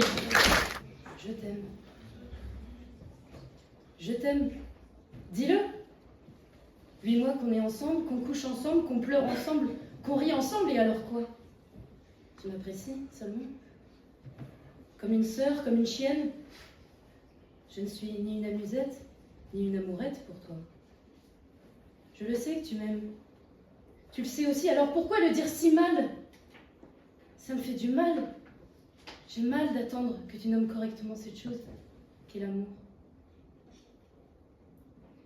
J'ai mis du temps à comprendre ce que cherchait à me dire Albert. Oui, dans cette phrase juste derrière. Le malheur du monde. Fléau, désastre, catastrophe, injustice règnent sur cette planète. 5 à 6 minutes de discours ne seraient pas assez pour en faire la liste. Mais visiblement, il existe un malheur qui nous relie. Lequel? Intuitivement, comme vous pouvez le remarquer, j'ai pensé à l'amour. Oui, l'amour nous tracasse tous. Qu'il s'agisse des amoureux, des désireux, des envieux, il nous tracasse. L'amour, oui, c'est vicieux, surtout quand les cons ne savent pas le nommer. Pourtant, c'est simple de dire je t'aime. Simplement utiliser l'un des 300 000 mots de la langue française. Alors murmurer je t'apprécie ou j'ai des sentiments pour toi. C'est juste une manière pour nous de minimiser ce qu'on ressent. Par pudeur peut-être. Par fierté aussi, sans doute. Une chose est sûre, c'est qu'en exprimant mal cette chose qu'est l'amour, on entretient l'ignorance. Oui, mentir ses sentiments, c'est entretenir l'ignorance de l'être aimé. Créer le désordre dans sa tête. On cherche à compliquer les choses simples, dans l'unique but de cacher ce que l'on ressent. C'est à cause de ce putain d'ego personnel, encore, qui se cache, qui a peur, qui repousse l'échéance, qui repousse le moment où il se met à nu. Si Lara Fabian lui avait dit plus tôt qu'elle l'aimait, nos oreilles auraient été exemptées de l'entendre crier comme une folle, comme un soldat. Le malheur du monde serait donc l'amour? Non, je t'ai mal compris, Albert. L'amour n'est pas le désastre de ce monde. Il rend la plupart d'entre nous heureux. Le malheur du monde est plus loin, ou plus proche, mais il n'est pas là. Il se dissimule derrière nos mensonges. Les hommes se mentent à eux-mêmes quand ils nomment mal les choses. Choisir une mauvaise étiquette pour caractériser ce que l'on ressent, donc, ou ce que l'on est pour fuir la réalité. Ouais, moi je suis une demi-goudou, une brouteuse de gazon, mais je mange dans toutes les gamelles.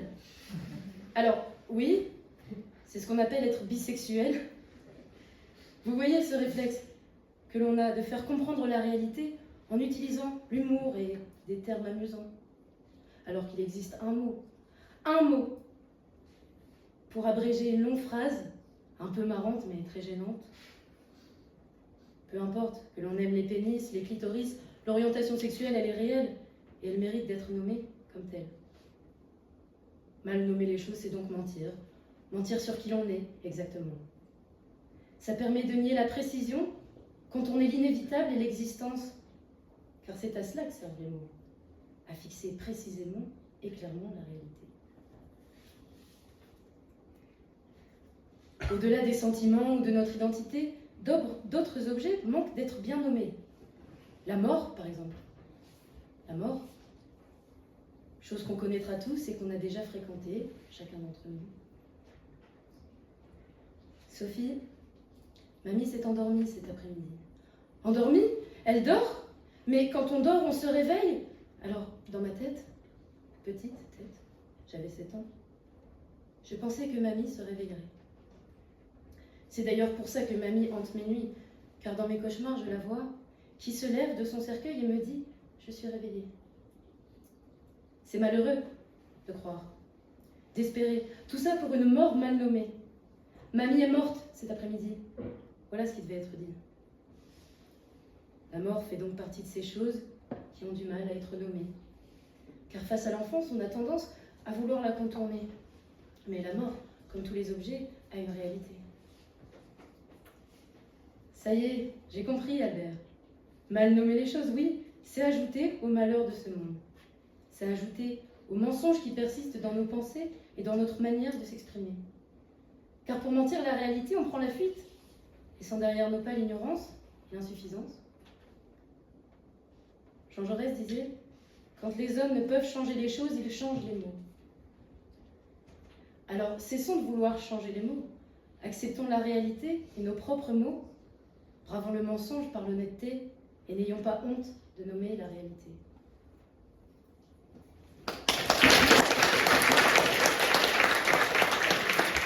Native sur le même sujet, Brunel Martinsky.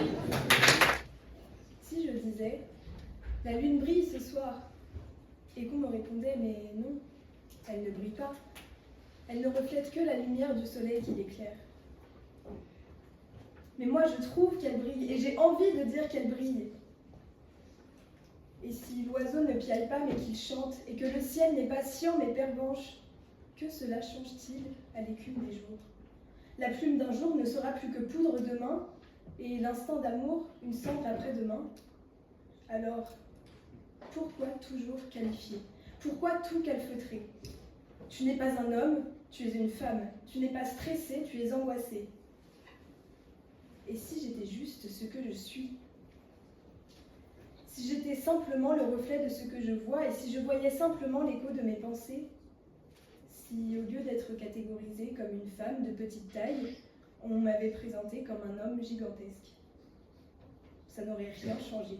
Seule votre perception déjà subjective aurait différé, mais je serais restée la même.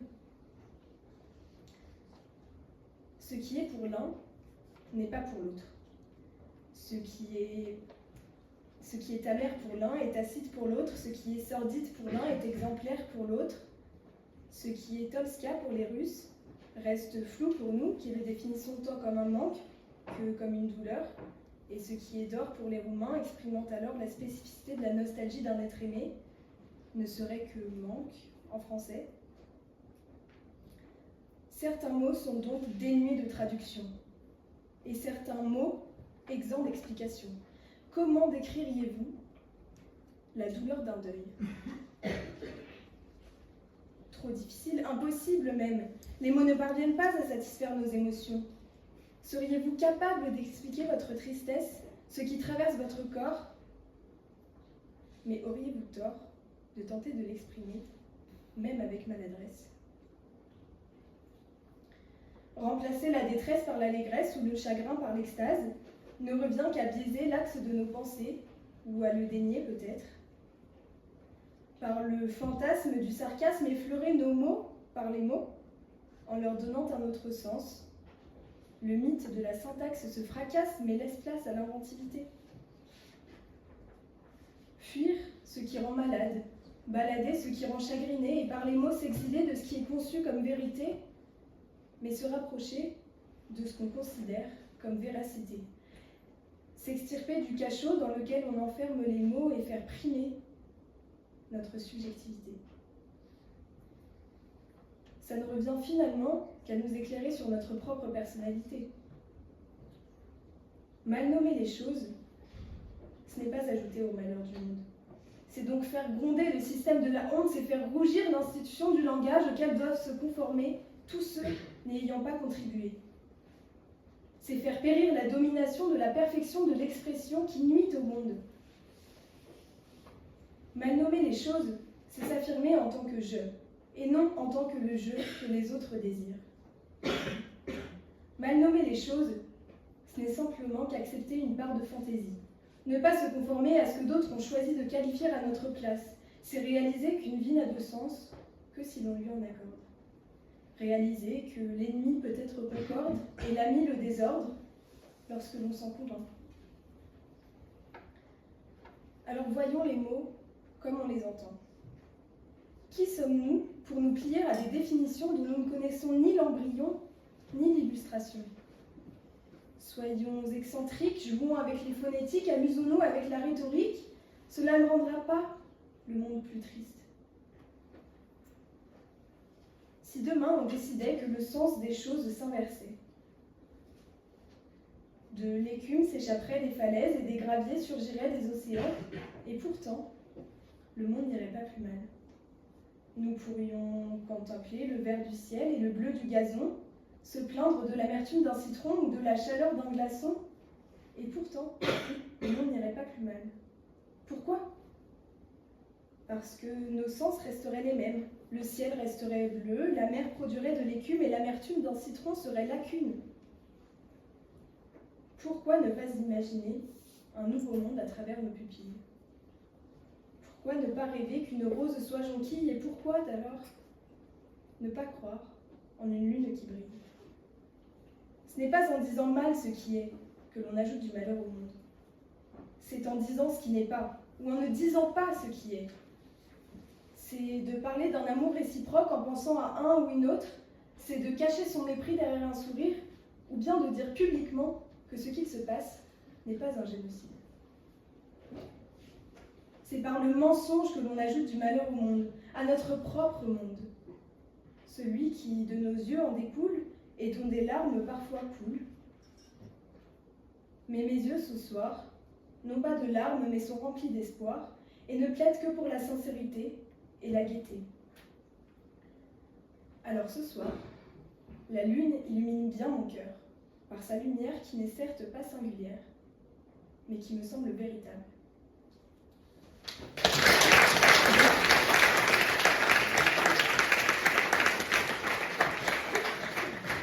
Sur le sujet « L'enfer, c'est le paradis plus la mort », à la positive, Jérémy Vincent. Il se tient là, immobile, tellement figé qu'on pourrait croire qu'il est fait de marbre, le vent faisant danser ses boucles brunes devant ses yeux vides. Un pas lui suffit, un pas en contrebas pour que tout change. Enfin, tout s'arrêterait, tout serait fini. Selon certains, pour son acte, il connaîtra l'enfer et le paradis lui sera interdit. Mais ça ne lui fait rien, car l'enfer, c'est bel et bien sa vie. Fervent catholique, bien que fidèle intermittent, amateur à plein temps des troisièmes mi-temps, j'avoue au final être un piètre pratiquant. Malgré 3 sacrements à mon actif, j'ai ce que j'appelle une demi-foi. Bien que j'y crois dur comme fer, pour aller à la messe, je suis souvent trop mou. Pourtant j'y crois. Au paradis, agréable, apaisé. Et à l'enfer, un lieu infernal où enfermé, on y subit des supplices à vous en faire cauchemarder. Les croyants vivent dans la crainte de l'apocalypse. Pourtant, pas moi. Car l'apocalypse, nous y sommes déjà. Je me dresse donc en prophète, en 1 ou 2 mots, pour vous annoncer que l'enfer, c'est la vie. Cette vie, qui n'est pas un long fleuve tranquille, est plutôt une déferlante de soucis dont on doit se soucier sans sourciller ou sans soupirer. Notre pape Saint Jean-Paul Sartre avait tout compris. L'enfer, c'est les autres.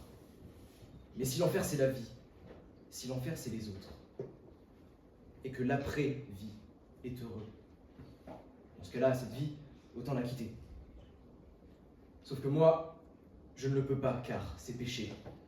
Tout croyant que je suis, vivre, j'y suis donc obligé, faute de quoi, les portes du paradis me seront définitivement fermées. Alors, à défaut de me creuser les veines, je me creuse la tête. Il faudrait donc vivre pour accéder au paradis. Mais dans ce cas, ce serait d'abord vivre l'enfer. Or, si on abrège sa vie, on va en enfer et on nous interdit le paradis. Donc, il faut connaître l'enfer, puis la mort, pour arriver au paradis. Et de ce raisonnement, je vous le demande, qu'en faire? On nous vend la tranquillité complète une fois que la vie s'arrête, mais cette vie, on ne peut l'abréger sous peine de se faire refouler à l'entrée. Le paradis, c'est un peu comme une boîte de nuit. On donne tout pour y rentrer, mais si on ne remplit pas les critères et qu'on est trop alcoolisé, on reste dehors. Par ce discours, j'ai donc brillamment réussi à lier ma religion à la vôtre, la mienne, la prière, la vôtre, Saint-Pierre. On naît, on vit, on meurt. Sainte Trinité de la natalité, de la vitalité et de la mortalité, ce triptyque intrigant, il nous condamne à mort. Mais il nous condamne surtout à la vie. Dans un monde hostile, à attendre le paradis. Car ce monde est hostile. Des plaines d'Ukraine jusqu'aux réseaux sociaux, en passant par la salle de classe, la violence passe et fait trépasser. La violence des hommes, la violence des mots. Qu'elle soit réelle ou symbolique, sans distinction culturelle ou économique, cette violence, elle nous condamne tous à l'enfer. Pourtant, nous sommes là. Malgré tout, cet enfer, on vit avec. On s'y adapte. Car il vaut la peine d'être vécu rien que pour une seule idée. Si on décide de le quitter, et qu'au final, il n'y a rien après, on pourrait bien regretter d'avoir refusé de l'affronter. Sur cette terre, point de vie au paradis ou de séjour en enfer, tout dépend de la manière dont on décide de gérer ses contrariétés. Regardez votre voisin qui hurle chaque soir devant sa console de jeu. Ce n'est pas grave, il a juste besoin d'extérioriser. Regardez votre voisine qui elle aussi crie chaque soir, mais accompagnée d'1 ou 2 amis, et sur un autre jeu. Ce n'est pas grave, elle a juste besoin de se changer les idées, ou d'extérioriser. Cher jury, chère assistance, pardonnez mon indécence. Je ne suis qu'un inconscient, doublé d'un consciemment assuré que ma confiance m'apportera la science infuse. Rassurez-vous, je ne suis pas venu ce soir en tant que lobbyiste de l'immoral ou de la résignation. Non, ce soir, je substituerai au prosélytisme du pessimisme la plus optimiste des prosélytistes. Oui, bien que ni fan de la voile, ni de marine nationale, je suis optimiste. Oui, je suis optimiste, je refuse de m'apitoyer. À l'inverse de mon contradicteur qui vous annoncera que rien dans l'enfer n'est synonyme de paradis. Et je lui répondrai en lui disant que si cette vie, c'est l'enfer, et si cette vie, vous la vivez, c'est qu'il y a bien quelque chose qui vous y retient et qui vous motive à la vivre. Vivre sa vie dans l'attente de la mort, c'est peut-être un enfer. Mais dans ce cas-là, cette vie, cet enfer, autant le vivre du mieux qu'on peut. Autant profiter avec ceux que l'on aime et autant les regarder dans les yeux. Emmenons-les au bout de la terre, emmenons-les au pays des merveilles, et alors peut-être que sous le ciel bleu, il nous semblera que la misère sera moins pénible, si ce n'est au soleil, au moins à dos. Il se tient toujours là, immobile, tellement figé qu'on pourrait croire qu'il est devenu du marbre. Pourtant, il a changé. Ce pain contrebas, il y a renoncé. Car par quelques mots prononcés, elle lui a offert le paradis sur terre. Reste, car la vie sans toi, ce serait un véritable enfer.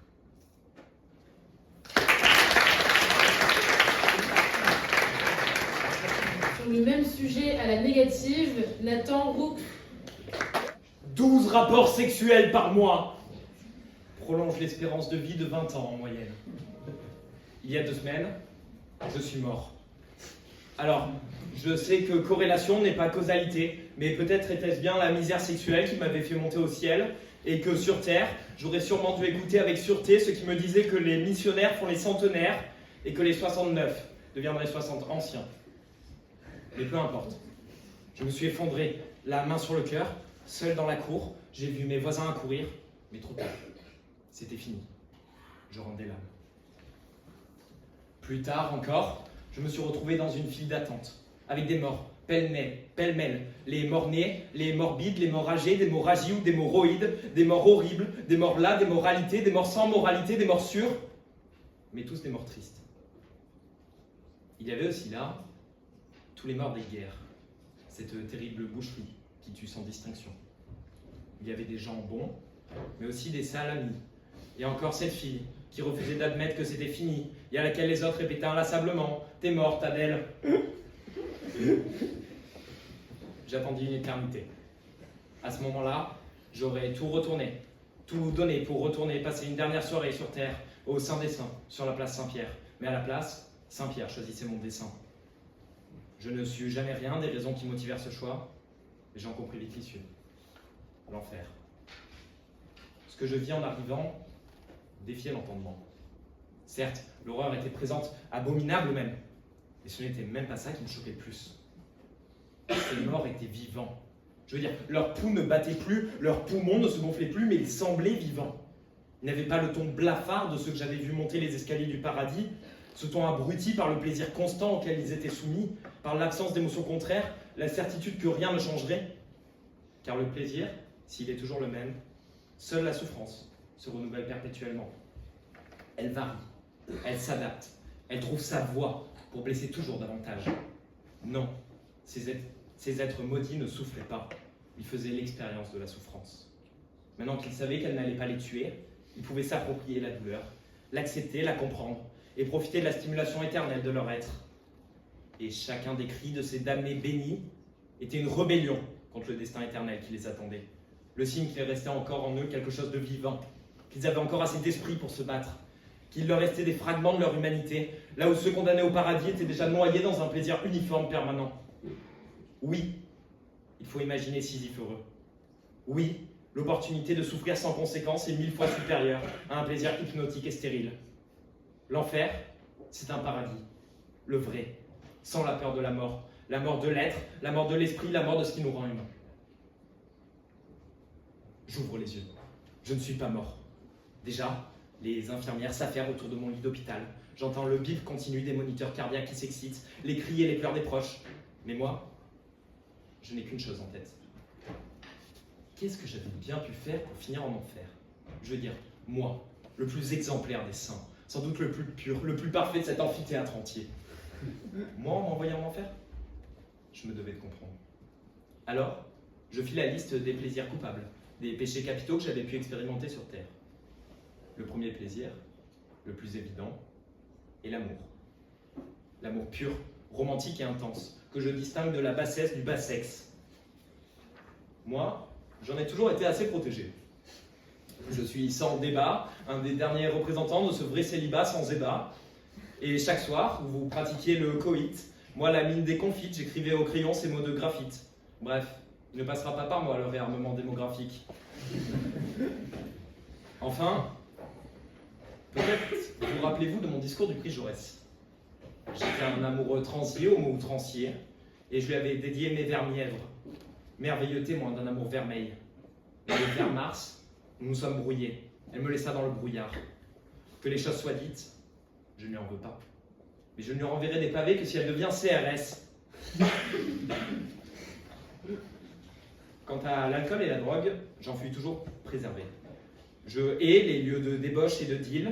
Je préfère les soirées d'apéro, où circulent olives, chips et arachides à coque, que ces soirées où Olivier chip sa coque à arachide.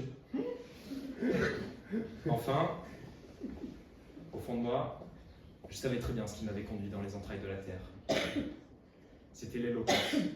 C'était l'art de charmer les foules, de séduire les peuples, d'hypnotiser les masses. Je parle et vous m'écoutez. Je prêche et vous acquiescez. Je crie et vous m'adorez. Mais tu n'adoreras pas d'autre Dieu que moi, disait la Bible. Le voilà mon péché, je me suis fait veau d'or. Mais tant pis, je m'en fous. La vie est trop brève pour se priver d'un tel plaisir. Je n'ai pas peur de la mort et de ses conséquences. Non, le paradis est là, à nos pieds. Et je vais en profiter. Oui, je vais continuer de boire jusqu'à la lie l'exaltation des foules en liesse. Et si Camus pensait que la mort est ce qui change l'existence en un enfer, je répondrai que non. La mort est une bénédiction. Car elle nous rappelle que tous les plaisirs nous sont accessibles maintenant, pas peut-être, pas plus tard, non maintenant, dans cette existence éphémère. Je finirai sur ces mots de Charles Baudelaire. Il est temps de s'enivrer. Pour n'être pas les esclaves martyrisés du temps, enivrez-vous sans cesse de vin, de poésie ou de vertu, à votre guise.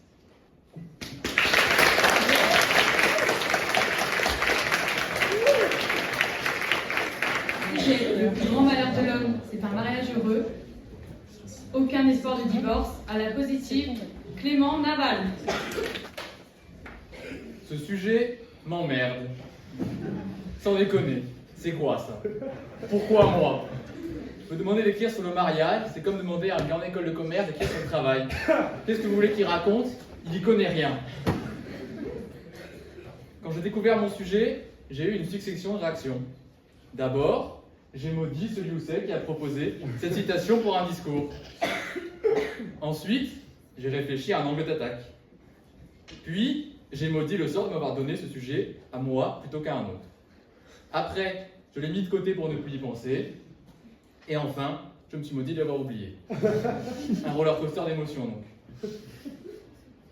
En y réfléchissant, j'en ai déduit que pour défendre une telle position, il n'y a que deux angles d'approche. La polygamie et la misogynie. Désireux de finir mes études ici, dans de bonnes conditions, j'ai fait le choix du hors-sujet. Pour ce faire, je vais mettre en œuvre tout ce que j'ai appris durant cette année à Sciences Po. C'est-à-dire raconter des salades pendant 5 minutes, mais en le faisant de manière à vous faire croire que j'ai répondu au sujet, alors que pas du tout. Cela dit, trêve de plaisanterie, passons aux choses sérieuses. D'abord, supposons, hypothétiquement, que demain, je rencontre une fille. Bam! Coup de foudre, nous nous marions. Ensuite, supposons, toujours hypothétiquement, que ce mariage est un succès. Ils vécurent heureux, eurent beaucoup d'enfants, etc., jusqu'à mourir paisiblement dans notre sommeil il y a 80 ans, après de longues années de loyauté, etc. Alors, qu'aurais-je fait de ma vie? Otage de mes responsabilités, comme prisonnier jusqu'à prendre racine dans un pavillon acheté à crédit sur 30 ans, j'aurais été passablement heureux, certes. Et encore, le bonheur n'existe qu'en comparaison. Il faut ne plus l'avoir pour se rendre compte qu'on l'avait. Donc, à une vie plate correspond un niveau de bonheur plat. Peut-on vraiment parler d'une belle vie bien menée? Non, je ne le pense pas. j'aurais vécu une vie morne et monotone, rendu le monde tel que je l'ai trouvé, pour être enfin oublié après une ou deux générations. Toute ma vie, j'aurais été enchaîné par les liens du mariage, par des responsabilités, par des engagements.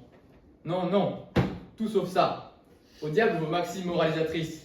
Marie-toi, fais des enfants, travaille bien, fais ci, fais ça, assez!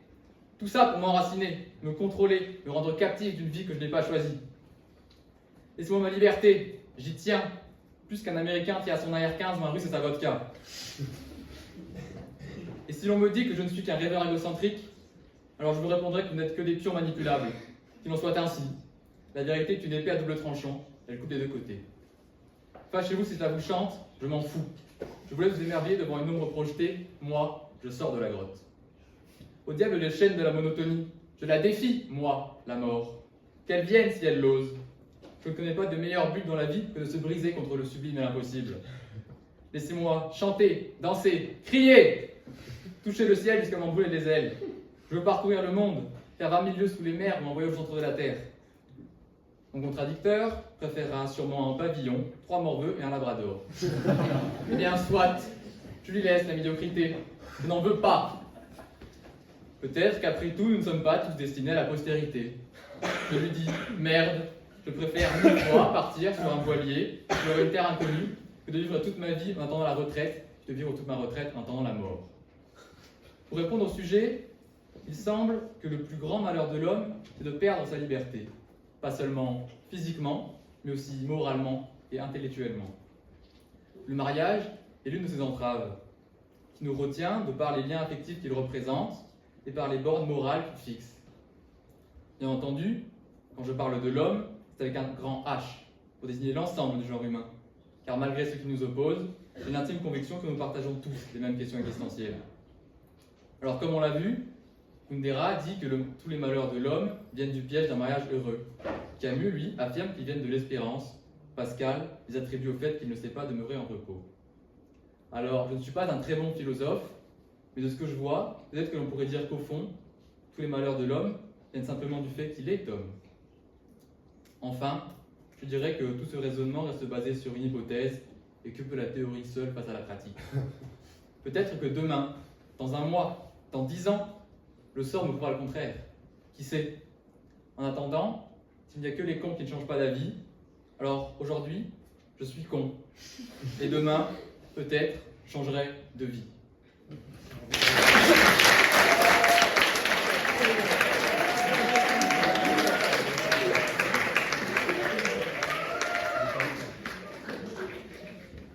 À la négative sur le même sujet, Vasco question. Le mariage, c'est la volonté à deux de créer l'unique.